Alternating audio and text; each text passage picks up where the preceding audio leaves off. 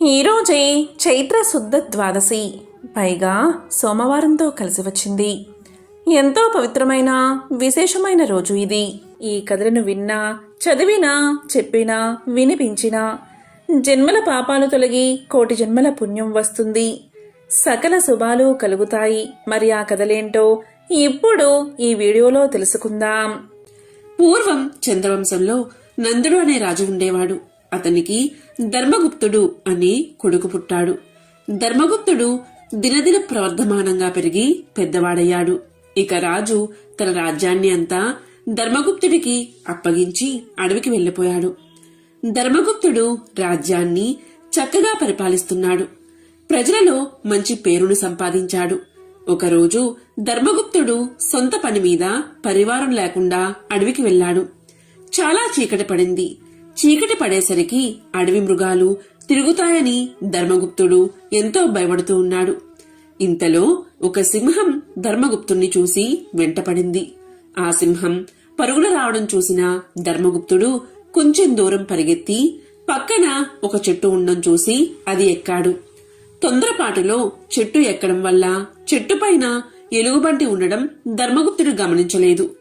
ధర్మగుప్తుడు తను ఎక్కిన చెట్టుపై ఎలుగుబంటి ఉండడం చూసి చాలా భయపడిపోయాడు.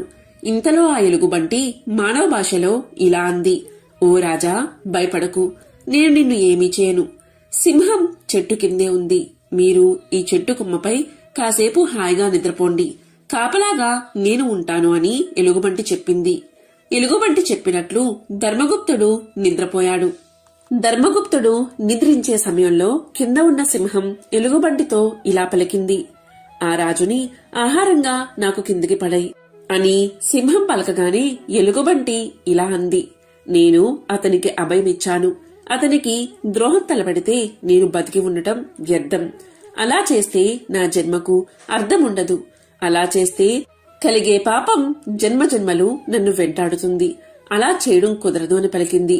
అంతలో రాజు నిద్ర నుండి మేల్కొన్నాడు. ఆ తరువాత ఎలుగుబంటి: రాజా, నేను కూడా కాసేపు నిద్రపోతాను. ఆ సింహాన్ని చూస్తూ కాపలాగా ఉండు అంది. దానికి రాజు సరే అన్నాడు. ఇక ఎలుగుబంటి నిద్రలోకి జారుకుంది. అప్పుడు సింహం రాజుతో ఇలా అంది: రాజా, నీ పక్కన ఉన్న ఎలుగుబంటిని నాకు ఆహారంగా కిందికి పడేయంది. రాజు ఏమాత్రం ఆలోచించకుండా ఎలుగుబంటిని కిందికి తోసేశాడు. కాని ఎలుగుబంటి ఇంతలో నిద్ర నుంచి మేల్కుని కింద పడకుండా చెట్టు కొమ్మను పట్టుకుని ఆధారంగా చేసుకుని మళ్లీ చెట్టుపైకి ఎక్కింది. చెట్టుపైకి వచ్చిన తర్వాత ఎలుగుబంటి రాజుతో ఇలా అంది: రాజా, నీవు కృతజ్ఞుడువు. ఎందుకంటే ఎన్నో జన్మలకి కాని మానవ జన్మ రాదు. అలాంటి మానవ జన్మలో మంచి పనులు చేయకపోతే అలాంటి వారు కుంభీపాక రౌరవాది నరకాలు అనుభవిస్తారు. నీవు ఇలాంటి పాపం చేశావు కాబట్టి నీకు మతి భ్రమించి పిచ్చివాడైపోతావు అని శపించింది. వారిద్దరి మాటలకు విసుగు చెంది సింహం అక్కడి నుండి వెళ్లిపోయింది. ఇక ఆ రాజు అడవిలో పిచ్చివాడి వలె తిరుగుతూ ఉన్నాడు. ఇంతలో అడవిలో తపస్సు చేసుకుంటున్న నందమహారాజుకు కొడుకైన ధర్మగుప్తుడు కనిపిస్తాడు. కొడుకు పరిస్థితి చూసి ఎంతో బాధపడి జైమిని మహర్షి దగ్గరకు తీసుకుపోతాడు నందమహారాజు. మహర్షి జరిగిందంతా తన దివ్య దృష్టితో తెలుసుకుని, నీ కుమారుడు మహాపాపం చేశాడు. ఆ పాపం ఇలా నీ కొడుకును పిచ్చివాడిగా చేసింది అంటాడు. వెంటనే నందుడు దీనికి పరిష్కారం చెప్పమని ఆ మహర్షిని వేడుకుంటాడు. దానికి జైమిని మహర్షి ఇలా అంటాడు: ఇక్కడకు దగ్గరలో స్వామి పుష్కరిణి తీర్థముంది. అక్కడకు నీ కుమారుణ్ణి తీసుకువెళ్లి ఆ తీర్థాన్ని తాగించు. అతని పాపాలన్నీ పోయి తిరిగి మంచివాడు అవుతాడు అని చెప్తాడు. దాంతో నందుడు ఆ విధంగా స్వామి పుష్కరిణి తీర్థం దగ్గరకు తీసుకువెళ్లి ఆ నీటిని తాగిస్తాడు. దానితో అతని పాపాలన్నీ పోయి దివ్య తేజస్సుతో వెలిగిపోతాడు. తిరిగి తన రాజ్యం చేరుకుని సుఖంగా పరిపాలిస్తాడు ధర్మగుప్తుడు. ఆ స్వామి పుష్కరిణి తీర్థం నేడు తిరుమలలో ఉన్న కలియుగ ప్రత్యక్ష దైవమైన శ్రీ వెంకటేశ్వర స్వామివారి శ్రీ స్వామి పుష్కరిణి తీర్థం. అందులోని నీరు సమస్త పాపాలను పోగొడుతుంది. బ్రహ్మహత్యా దోషం వల్ల కలిగిన పాపమైన ఈ తీర్థం పోగొడుతుందని స్కంద పురాణంలో వివరించడం జరిగింది. కృష్ణుడి రెండో భార్య సత్యభామ చాలా గర్విష్టి. అందరికంటే తానే అందమైన దాన్నని ఇంకా ధనవంతురాలని అనుకుంటూ ఉండేది. ఎందుకు అంటే ఆమె తండ్రి అత్యంత ధనవంతుడు. అందువల్ల ఆమె దగ్గర కావలసినంత ధనము, అన్ని రకాల రత్నాభరణాలు ఉన్నాయి. అహంకారం ఆమెకున్న సమస్యల్లో ఒకటి. ఒకసారి శ్రీకృష్ణుడి పుట్టినరోజున ఆమె తాను కృష్ణుణ్ణి ఎంతగా ప్రేమిస్తుందో అందరికీ ప్రదర్శించాలనుకుంది.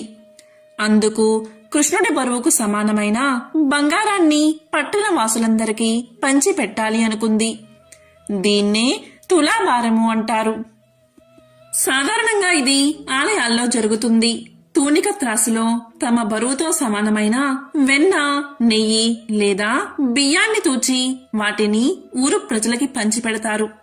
బియ్యము, పప్పు, ఉప్పు, బంగారం ఇలా ఏదైనా మీరు ఇవ్వగలిగిన వాటిని ఇవ్వవచ్చు. ఇది ఒక సాంప్రదాయం. సత్యభామ తులాభారం సిద్ధం చేసింది. అందరూ చాలా మెచ్చుకున్నారు. కాని కృష్ణుడికి మాత్రం ఇదంతా నచ్చలేదు. శ్రీకృష్ణుడు వెళ్లి తాసులో కూర్చున్నాడు. ఆవిడకి కృష్ణుడి బరువెంతో సుమారుగా తెలుసు కనుక అంతకు సరితూగే బంగారాన్ని సిద్ధం చేసి ఉంచింది. కాని ఆ బంగారాన్ని తాసులో ఉంచినప్పుడు అది కొంచెం కూడా కదలనేలేదు. కృష్ణుడు చిన్న పిల్లవాడిగా ఉన్నప్పుడు ఇలాంటిదే ఒకటి జరిగింది. ఒక రాక్షసి వచ్చి తనని ఎత్తుకుపోవాలని చూసింది. అప్పుడు కృష్ణుడు చాలా చాలా బరువెక్కిపోవడం వల్ల కృష్ణుణ్ణి ఎత్తే ప్రయత్నంలో ఆ రాక్షసి కృష్ణుణ్ణి ఎత్తలేక మీద వేసుకుని తానే కింద పడిపోయి నలిగి చనిపోయింది. క్రియాయోగలో యోగి తన బరువును పెంచుకోవడం, తగ్గించుకోవడం చేయడానికి ఒక పద్ధతి ఉంది. ఈ విధంగానే కృష్ణుడు తన బరువును పెంచుకుని తులాభారంలో కూర్చున్నాడు. ఆవిడ తాను సిద్ధంగా ఉంచుకున్న బంగారాన్నంతా త్రాసులో వేసేసింది. కాని ఏం ఉపయోగం లేదు. అప్పటికే పట్టణంలో ఉన్న ప్రజలందరూ తులాభారం చూడ్డానికి అక్కడికి వచ్చేశారు. ఇక సత్యభామ తనకున్న ఆభరణాలంటిని తీసుకురమ్మని పరిచారికలకు చెప్పింది. ఒకటి తర్వాత మరొకటిగా ఆభరణాలన్నిటినీ తులాభారంలో వేసింది. తనకు ఉన్నవన్నీ త్రాసులో వేసినా అది కొంచెం కూడా కదలనేలేదు.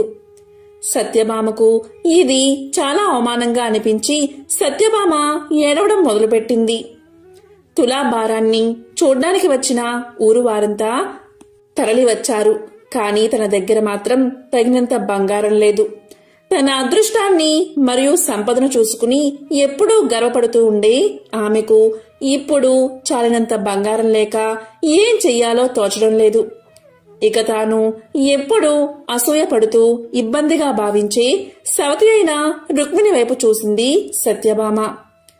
అప్పుడు రుక్మిణితో, నేనేం చెయ్యను? ఈ అవమానం నాకు ఒక్కదానికే కాదు, నీకు, నాకు, ఇంకా అందరికీ.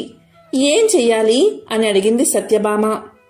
అప్పుడు రుక్మిణి వెళ్లి బయట ఉన్న తులసి మొక్క ఆకులు 3 తెంపి తీసుకువచ్చి తులాభారంలో వేసింది. వెంటనే కృష్ణుడు తక్కెడలో తేలికై పైకి లేచాడు.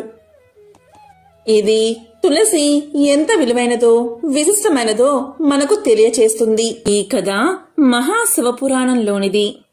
పూర్వం ఒకానొకప్పుడు దేవగిరి అనే పట్టణంలో సుధర్ముడు అనే గొప్ప శివభక్తుడు ఉండేవాడు. అతను త్రికాలాల్లోనూ సంధ్యావందనం అలవాటైనవాడు. ఎప్పుడూ కూడా శివభక్తి అలవాటు పడిన మనసు ఉన్నవాడు. భగవంతుని యందు అతని మనసు లగ్నం కావడం చేత తనకి ఇది ఉంది అని కాని, ఇది లేదు అని కాని ఎప్పుడూ అతను భావించేవాడు కాదు. తనకి ఏది లేకపోయినా ఉన్నా అంతా ఈశ్వరానుగ్రహమే అని అనుకునేవాడు. అతని భార్య పేరు సుదేహ. మహా సౌశీల్యవతి, భర్తను దైవంగా భావించే మహా ఇల్లాలు. ఇలా ఉండగా వీరిద్దరికీ సంతానం కలగలేదు. దీనితో సుదేహ ఎంతో బాధపడుతూ ఉండేది. భార్య బాధను చూసిన సుధర్ముడు ఇలా పలికాడు, సుదేహ, ఎవరు ఎవరికి తల్లిదండ్రులు, ఎవరు ఎవరికి బిడ్డలు, ఎవరి స్వార్థం వారిది. అటువంటి బిడ్డల కోసం ఎందుకు నీకీ అలజడి? ఈ సంబంధాన్ని ఈశ్వరుడి మీద పెట్టు. నీవు తరిస్తావు, నీతో పాటు నేను కూడా. ఈ బిడ్డలు, సంసారం మనం తరించడానికి ప్రతిబంధకాలు. అందుకని మరో ఆలోచన లేకుండా ఈశ్వరుని యందు మనసు పెట్టు అని చెప్పాడు సుధర్ముడు. ఈ మాటలు విన్న తర్వాత సుదేహ తన మనసును సర్దుకుంది. ఇలా ఉండగా ఒకసారి సుదేహ పొరుగు ఇంటికి వెళ్ళింది. ఈ సందర్భంలో స్త్రీల మధ్య ఏదో వాదులాట వచ్చింది. సుదేహ తనకు తెలిసిన మంచి మాట పొరుగావిడికి చెప్పింది. అది విన్న పక్క ఆవిడ, చెప్పడానికి నీకున్న యోగ్యత ఏమిటి అని అడిగింది. ఆ మాటలకు సుదేహ ఎంతగానో బాధపడి జరిగిందంతా భర్తకు తెలియచేసింది. అప్పుడు సుధర్ముడు ఇలా పలికాడు, నేను ఎంతగా చెప్పినా నీవు బిడ్డల గురించే ఆలోచిస్తున్నావు. మనసుని ఈశ్వరుని వైపు మరచలేకపోతున్నావు. బిడ్డలు కలగకపోవడం మన దోషం. ఆ దోషం నీదో నాదో తేల్చడానికి ఆ ఈశ్వరుడికే ఒక పరీక్ష పెడతాను. ఆ విషయాన్ని నేనే స్వయంగా ఈశ్వరుణ్ణి అడుగుతాను అని చెప్పాడు సుధర్ముడు. అప్పుడు సుధర్ముడు 2 పూలదండలు తెచ్చి భగవంతుని పాదాల దగ్గర పెట్టాడు. 2 పువ్వులు పెట్టి శివుడికి ఒక విజ్ఞాపన చేశాడు. ఒకవేళ నాయందు బిడ్డలు పుట్టడానికి దోషం ఏదైనా ఉంటే ఆవిడ ఈ దండ పట్టుకుంటుంది. ఒకవేళ మాకు అదృష్టం రాసిపెట్టి బిడ్డలు కలిగే యోగ్యం ఉంటే ఆవిడ ఈ దండ పట్టుకుంటుంది. ఈశ్వరా, నీ నిర్ణయాన్ని నువ్వే మాకు తెలియచెయ్యాలి అని నమస్కారం చేసుకుని భార్యతో ఇలా పలికాడు.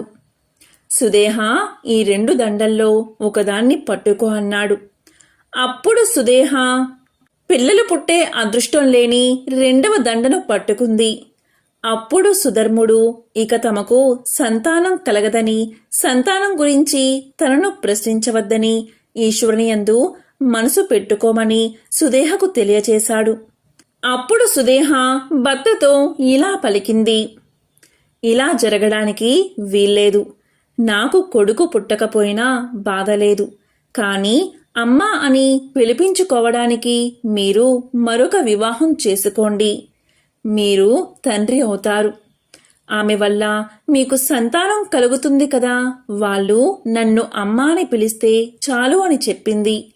అప్పుడు సుధర్ముడు ఇలా పలికాడు, ఈ పని నీవు చెప్పినంత తేలిక కాదు.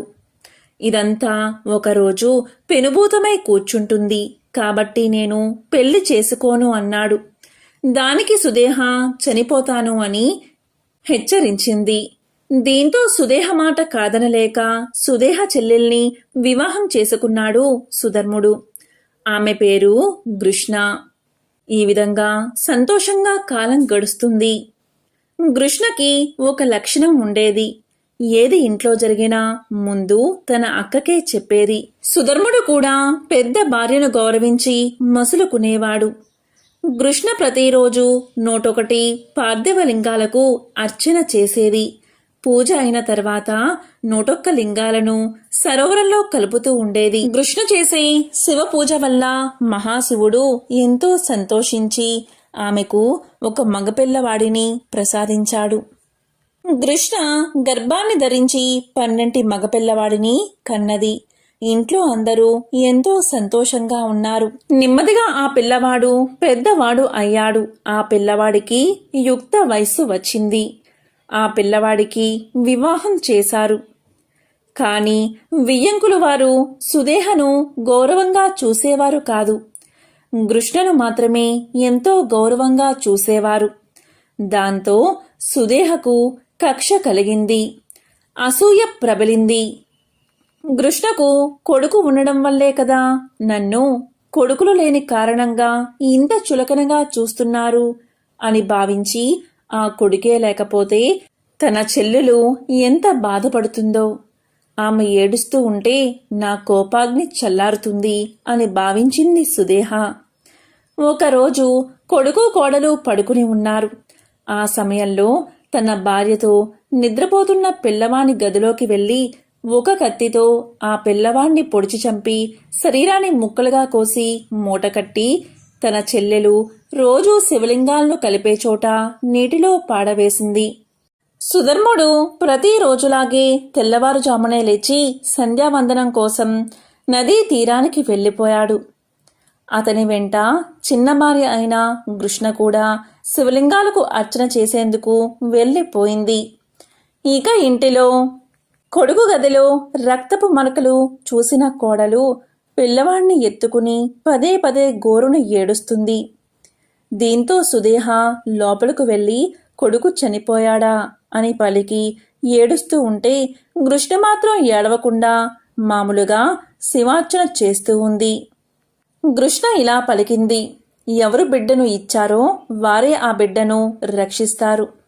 ఆయనే ఇదంతా చేస్తాడు అని శివలింగాలకు పూజ చేసి తరువాత పూజ చేసిన శివలింగాలను నీటిలో కలపడానికి నది వద్దకు వెళ్ళింది. అక్కడ కొడుకు శరీర భాగాలు నీటి మీద తేలుతూ కనబడ్డాయి. చిత్రం ఏమిటి అంటే కృష్ణ ఏమీ అనలేదు. ఆ దృశ్యాన్ని చూసిన శివుడు మాత్రం తట్టుకోలేకపోయాడు. శివుడు భరించలేకపోయాడు. వెంటనే శివానుగ్రహం వల్ల ఆ నీటిలోంచి కృష్ణ కొడుకు నడుచుకుంటూ వచ్చి తన తల్లితో ఇలా పలికాడు, అమ్మా, పెద్దమ్మ చంపగా నేను చనిపోయాను. నీవు చేసిన పూజ వల్ల శివుడు కరుణించి నన్ను బతికించాడు అని అన్నాడు. దానికి కృష్ణ ఇలా పలికింది, నాయనా, నిన్ను కాపాడినవాడు మహాకాలుడు.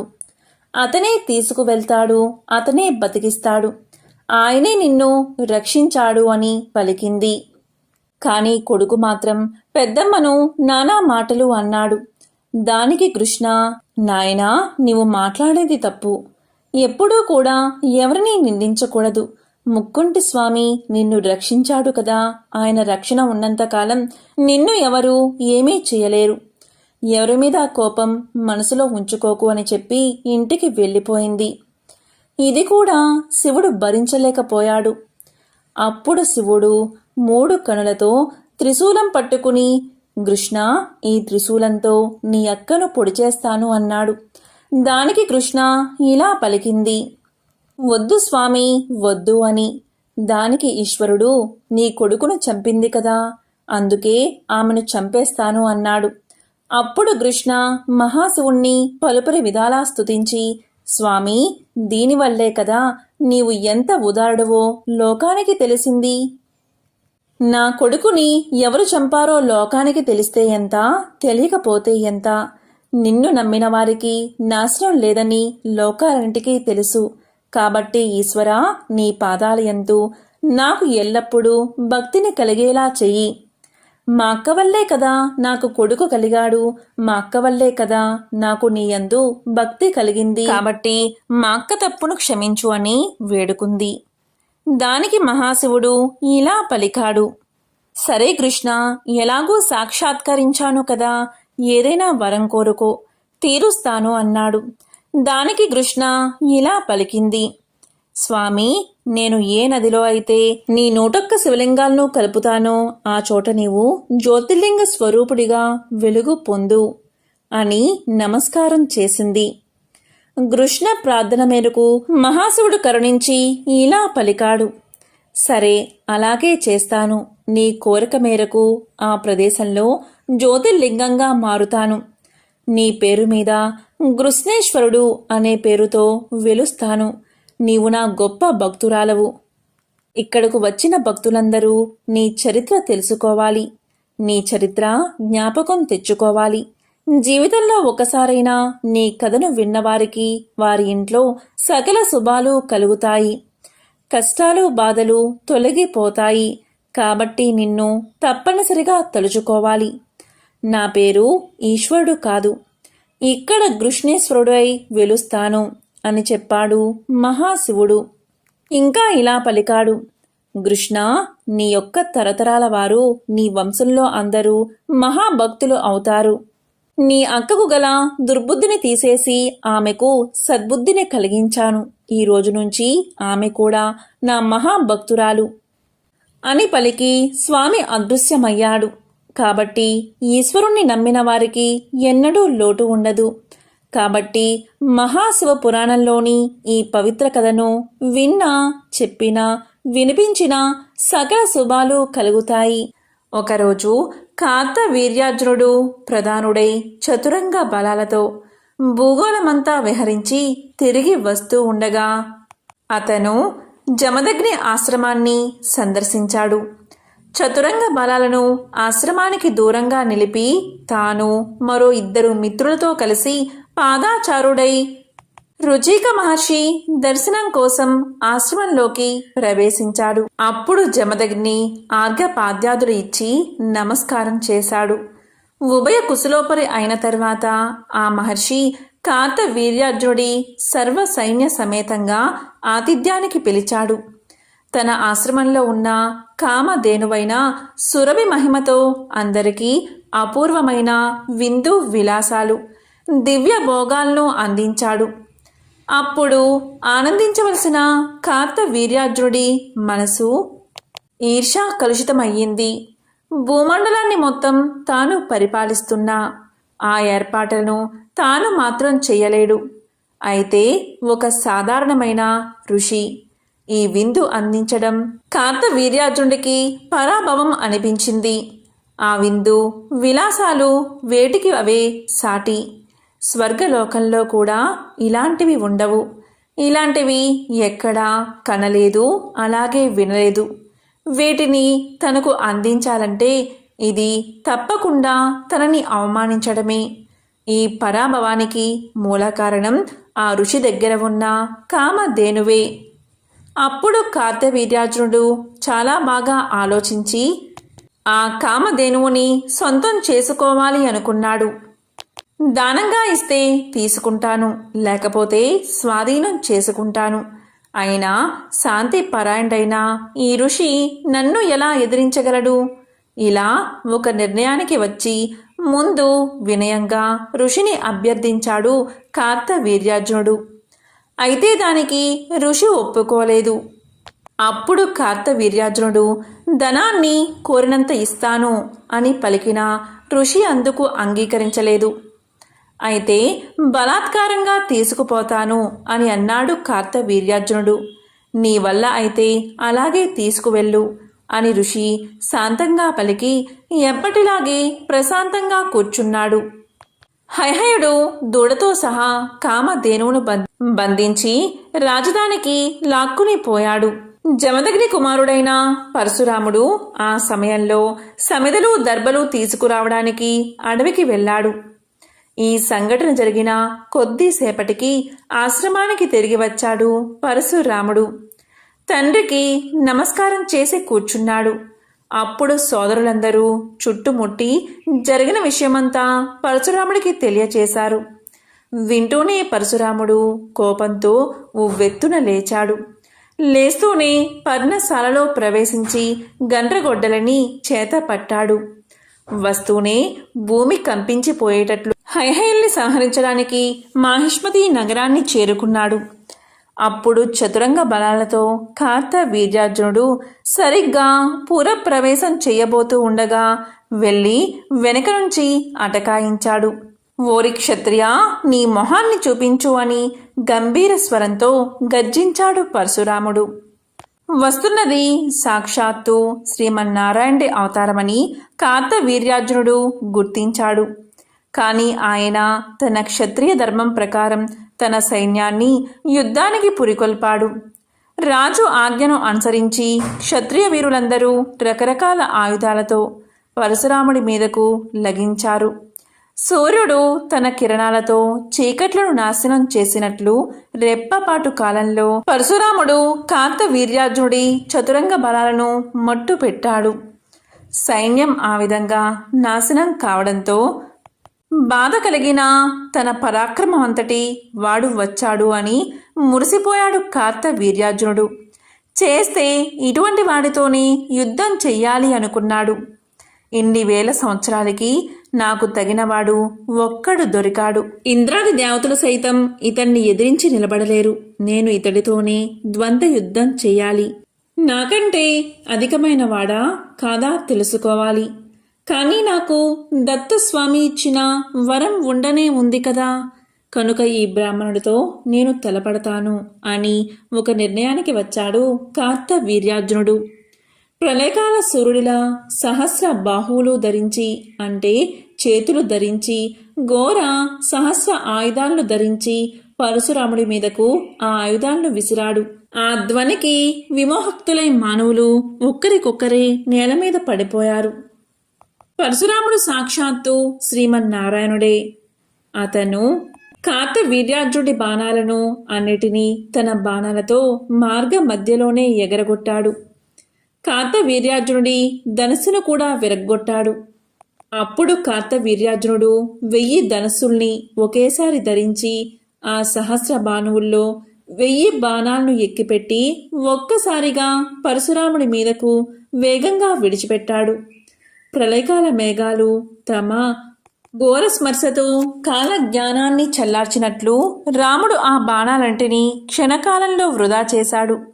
సహస్ర బాహువులతో రెక్కల పర్వతంలో నిలబడ్డ కార్తవీర్యార్జునుడి మీదకు లగించి గండ్ర గొడ్డలితో చెక్కేశాడు. మహావృక్షం కొమ్మల్ని చెక్కినట్లు రెక్కల్ని విరిచేశాడు. అవి ఆకాశంలో ఎగిరి గిరిటీలు కొడుతూ కల్పవృక్ష శాఖలో వచ్చి నేల మీద పడ్డాయి.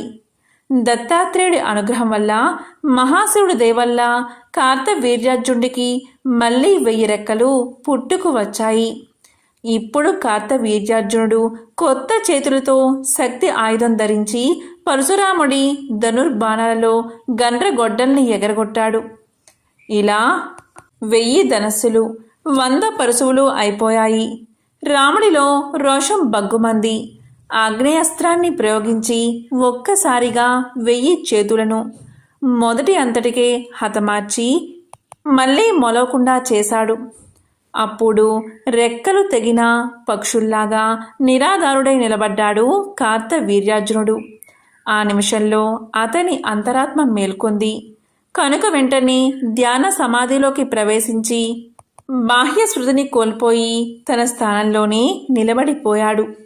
అప్పుడు పరశురాముడు ఒకే ఒక్క గొడ్డలి వేటుతో కార్తవీర్యార్జునుడి శిరస్సును నేలకు కూల్చాడు. పండిన తాటిపండు తనంతట తాను నేలకు రాలినట్లుగా అది అల్లంత దూరాన దవీమని పడింది. ఆ వెంటనే నరికి వేయబడిన కార్తవీర్యార్జునుడి కళేబరం కూడా నేలకు ఒరిగిపోయింది. ఆ సమయంలో దేవతలు పుష్పవర్షం కురిపించారు. యోగా విద్య పరాంగతుడు కనుక అతను ఇదివరకే జీవన్ముక్తుడయ్యాడు. ఇప్పుడు శరీరం రాలి పడిపోవడంతో విదేహముక్తుడు అయ్యాడు. కైవల్యాన్ని పొందాడు. శరీరంలోని పంచభూతాలు ప్రపంచంలోని అంటే ప్రకృతిలోని పంచభూతాలతో కలిసిపోయాయి. అప్పుడు పరశురాముడి కోపం శాంతించింది. సంతోషంగా కామధేనువును తీసుకుని ఆశ్రమానికి చేరుకున్నాడు. జరిగింది మొత్తం తండ్రికి నివేదించి తపస్సుకు వెళ్ళిపోయాడు. ఈ విధంగా కార్తవీర్యార్జునుడి నిర్యాణం జరిగింది. ఎంతో పవిత్రమైన విశేషమైన ఈ కథను వింటే చాలు, సమస్త శుభాలు మీకు కలుగుతాయి.